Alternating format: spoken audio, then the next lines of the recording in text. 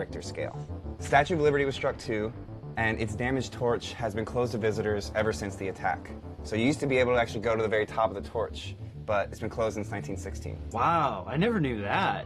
Yeah. So the torch was damaged that way? Yeah, it was damaged by shrapnel from bombs. Yeah. All told, there were only 5 confirmed deaths and around $20 million in property damage, which is about $500 million today. Wow. Yeah. Black Tom itself was obliterated, and the U.S. had no idea how it happened. And so when did the United States recognize that it was German spies who had been responsible for Black Tom? It took years. At first, there wasn't much suspicion of sabotage at all. Black Tom was seen as an act of gross negligence, and 2 guys were initially arrested for manslaughter. The next prevailing theory was mosquitoes. For a long time, the accepted sequence of events was that the fire started after the handful of guards working that night